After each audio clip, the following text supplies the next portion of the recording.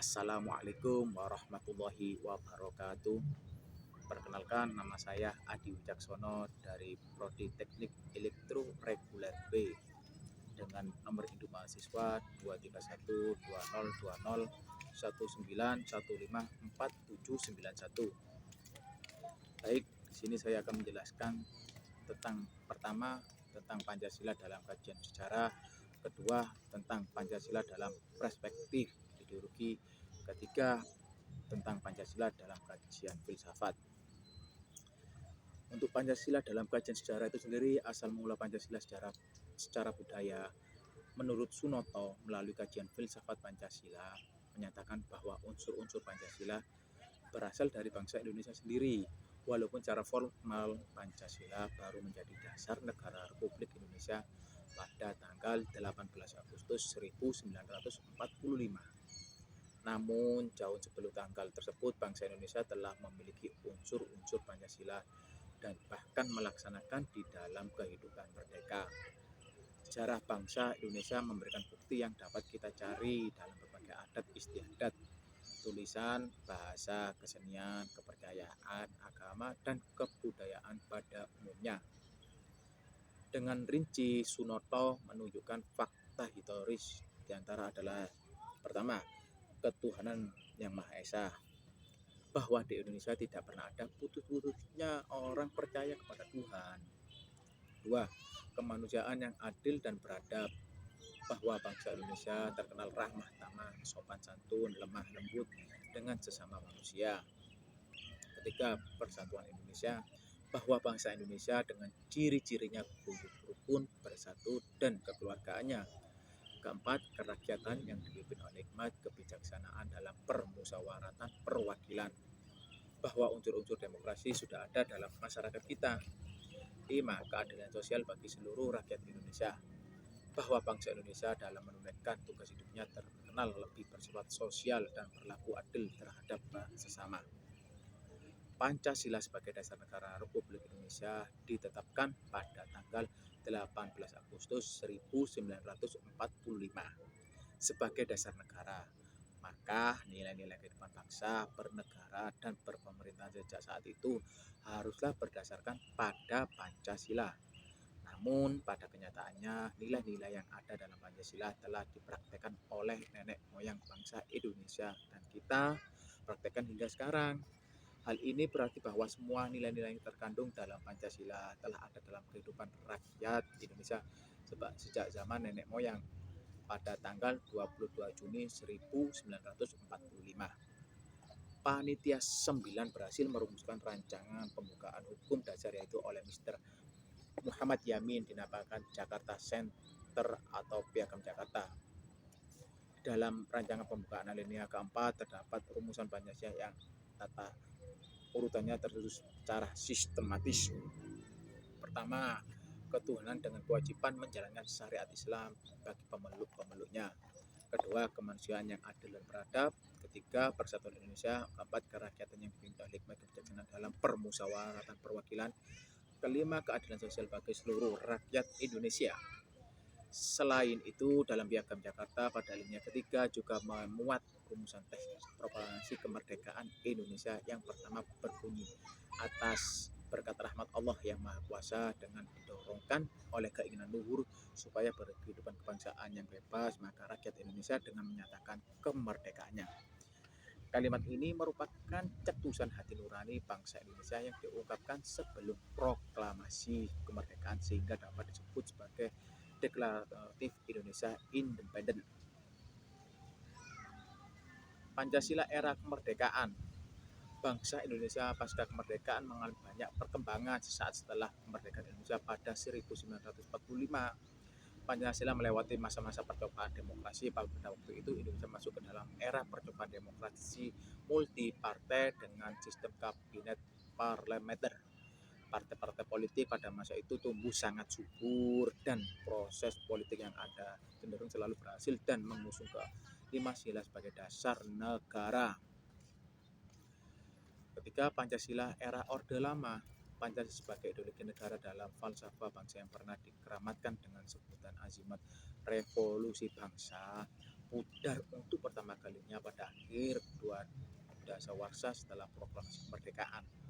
Meredupnya sinar api Pancasila sebagai tuntutan hidup berbangsa dan bernegara bagi jutaan diawali oleh kehendak seorang kepala pemerintahan yang selalu gandrung pada persatuan dan kesatuan. Keempat, Pancasila era Orde Baru. Era Orde Baru dalam sejarah publik ini merupakan masa pemerintahan yang terlama dan bisa juga dikatakan sebagai masa pemerintahan yang paling stabil. Stabil dalam artian tidak banyak gejolak yang memuka layaknya keadaan dewasa ini. Stabilitas yang diiringi dengan maraknya pembangunan di segala bidang, era pembangunan era penuh kestabilan menimbulkan romantisme dari banyak kalangan. 5. Pancasila era reformasi. Memahami peran Pancasila di era reformasi, khususnya dalam konteks sebagai dasar negara dan ideologi nasional, merupakan tuntutan hakiki agar setiap warga negara Indonesia memiliki pemahaman yang sama dan akhirnya memiliki persepsi dan sikap yang sama terhadap kedudukan, peranan dan fungsi Pancasila dalam kehidupan bermasyarakat, berbangsa dan bernegara. Pancasila sebagai paradigma ketatanegaraan, artinya Pancasila menjadi berpikir atau pola berpikir bangsa Indonesia khususnya sebagai dasar negara, ya sebagai landasan kehidupan berbangsa dan bernegara. Sebagai negara hukum, setiap perbuatan baik dari warga masyarakat maupun dari pejabat-pejabat harus berdasarkan hukum, baik yang tertulis maupun yang tidak tertulis. Dalam kaitannya dalam pengembangan hukum, Pancasila itu menjadi landasannya. Artinya, hukum yang akan dibentuk tidak dapat dan tidak boleh bertentangan dengan sila-sila Pancasila. Substansi produk hukumnya tidak bertentangan dengan sila-sila Pancasila. Untuk kedua, baik saya akan jelaskan tentang Pancasila dalam perspektif ideologi. Pancasila sebagai ideologi dinamis. Pancasila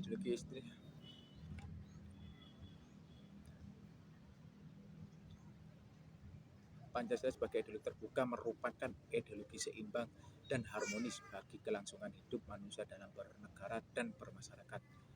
Dengan dasar keseimbangan tersebut, maka Pancasila sebagai ideologi negara cita-citanya untuk mewujudkan suatu tata masyarakat adil dan makmur, sejahtera, lahiriah batinnya seimbang antara individu dan sosial dengan menempatkan manusia sebagai pribadi mandiri yang religius, sehingga tiap warga negara mendapatkan segala sesuatu yang menjadi haknya sesuai dengan hakikat manusia adil dan beradab.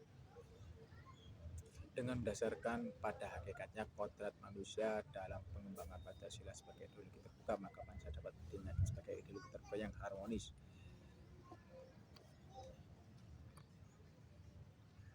Dinamika Pancasila dalam dimensi kehidupan berbangsa dan bernegara. Pancasila sebagai dasar dan ideologi negara merupakan kesepakatan politik para founding father ketika negara Indonesia didirikan. Namun dalam perjalanan panjang kehidupan berbangsa dan bernegara, Pancasila sering mengalami berbagai deviasi dalam aktualisasi nilai-nilainya. Deviasi pengalaman Pancasila tersebut bisa berupa penambahan, pengurangan, dan penyimpangan dari makna yang seharusnya. Meskipun seiring dengan itu, seiring pula terjadi upaya pelusuran kembali, maka Pancasila sering digolongkan dalam ideologi tengah di antara dua ideologi. Pemerintah Orde Baru berusaha mengoreksi segala penyimpangan yang dilakukan oleh rezim sebelumnya dalam pengamalan Pancasila dan Undang-Undang 1945. Pemerintah Orde Baru merubah haluan politik yang tadinya mengarah ke posisi kiri dan anti barat menariknya ke posisi kanan. Namun rezim Orde Baru pun akhirnya dianggap menyimpang dari garis politik Pancasila Undang-Undang 1945. Ia dianggap cenderung ke praktek liberalisme kapitalistik dalam mengelola negara. Pada tahun 1998, muncullah gerakan reformasi yang dahsyat dan berhasil mengakhiri 32 tahun kekuasaan rezim Orde Baru. Setelah tumbangnya rezim Orde Baru, telah muncul 4 rezim pemerintahan reformasi sampai saat ini. Semestinya mampu memberikan koreksi terhadap penyimpangan dalam mengamalkan Pancasila dan Undang-Undang 1945 dalam praktek bermasyarakat dan bernegara.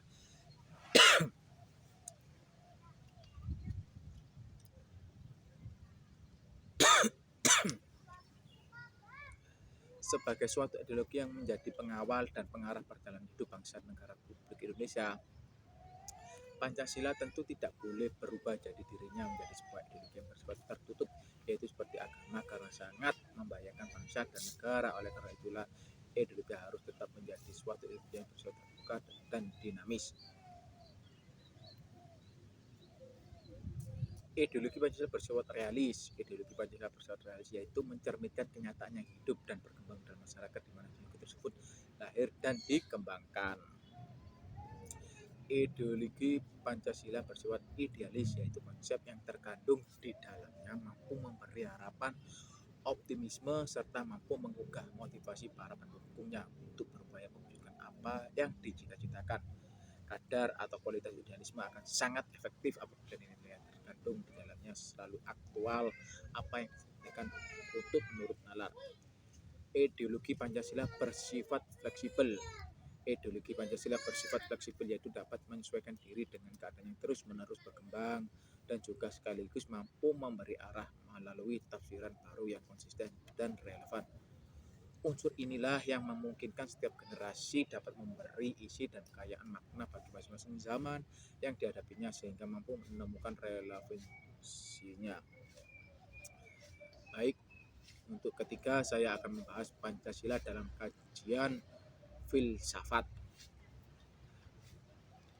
Filsafat secara etimologis merupakan padanan kata bahasa Arab yang berasal dari bahasa Yunani.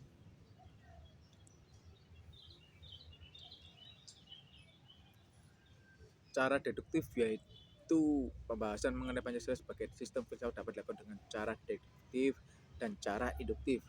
Cara deduktif yaitu dengan mencari hakikat Pancasila serta menganalisis dan menyusunnya secara sistematis menjadi keutuhan pandangan yang komprehensif. Cara induktif yaitu dengan mengamati gejala-gejala sosial budaya masyarakat, merefleksikannya dan menarik arti dan makna yang hakiki dari gejala-gejala itu. Pancasila yang terdiri dari atas 5 sila pada hakikatnya merupakan sistem filsafat. Yang dimaksud sistem adalah suatu kesatuan bagian-bagian saling berhubungan, saling bekerja sama untuk tujuan tertentu, dan secara keseluruhan merupakan suatu kesatuan yang utuh. Sila-sila Pancasila yang merupakan sistem filsafat pada hakikatnya merupakan suatu kesatuan organis. Artinya, antara sila-sila Pancasila itu saling berkaitan, saling berhubungan, bahkan saling mengkualifikasi. Pemikiran dasar yang terkandung dalam Pancasila yaitu pemikiran yang tentang manusia yang berhubungan dengan Tuhan, dengan dirinya sendiri, dengan sesama, dengan masyarakat, bangsa, yang nilai-nilai itu dimiliki oleh bangsa Indonesia. Ciri sistem filsafat Pancasila itu antara lain: sila-sila Pancasila merupakan satu kesatuan sistem yang bulat, utuh. Dengan kata lain, apabila tidak bulat dan utuh atau satu sila dengan sila lainnya terpisah, maka itu bukan Pancasila. Susunan Pancasila dengan suatu sistem yang bulat dan utuh itu dapat digambarkan sebagai berikut. Sila pertama meliputi dasar dan menjiwai sila 2, 3, dan 4. Sila kedua diliputi didasari dijiwai sila 1 dan mendasari dan menjiwai sila ketiga, 4, dan 5. Begitu pula sila ketiga diliputi didasari dijiwai sila 1, 2, dan mendasari dan menjiwai sila 4 dan 5. Begitu dan juga dengan sila 4 dan sila kelima. Inti sila-sila Pancasila meliputi Tuhan, yaitu sebagai kausa prima manusia, yaitu makhluk individu dan makhluk sosial. 1 yaitu kesatuan memiliki kepribadian sendiri. Rakyat yaitu unsur mutlak negara harus bekerja sama dan gotong royong. Adil yaitu memberi keadilan kepada diri sendiri dan orang lain yang menjadi haknya.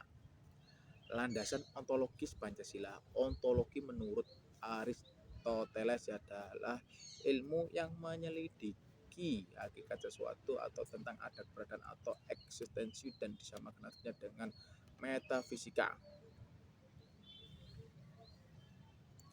Landasan epistemologis Pancasila. Epistemologi adalah cabang filsafat yang menyelidiki asal, syarat, susunan, metode, dan validitas ilmu pengetahuan.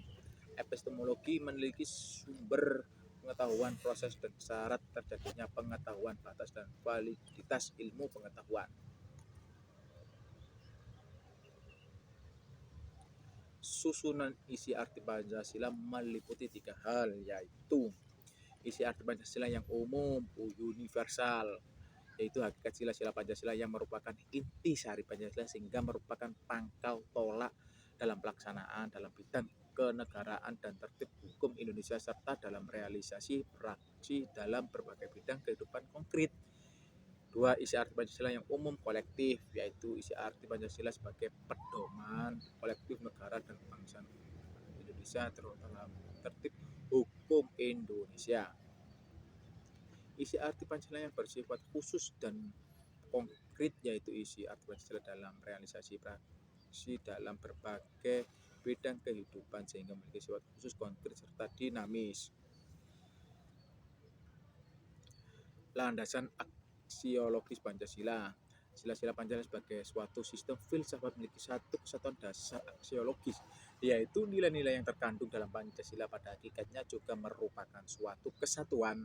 Aksiologi Pancasila mengandung arti bahwa kita membahas tentang filsafat nilai Pancasila.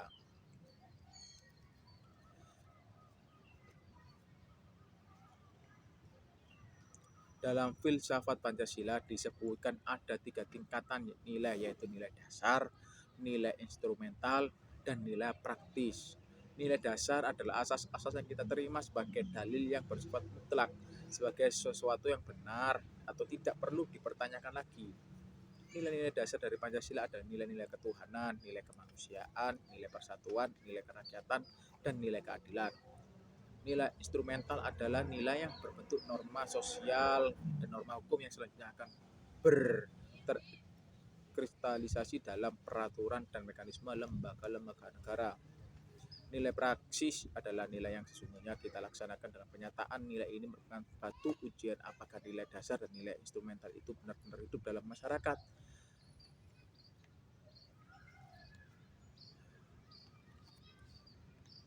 Nilai-nilai dalam Pancasila termasuk nilai etik atau nilai moral merupakan nilai dasar yang mendasari nilai instrumental dan selanjutnya mendasari semua aktivitas kehidupan masyarakat berbangsa dan bernegara.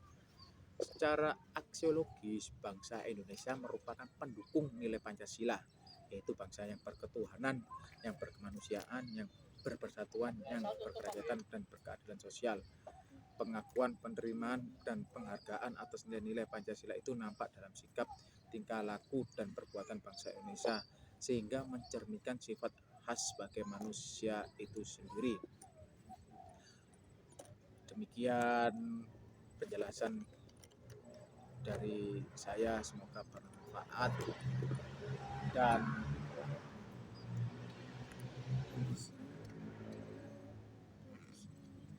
bermanfaat bagi saya dan Anda sekalian. Terima kasih. Waalaikumsalam warahmatullahi wabarakatuh.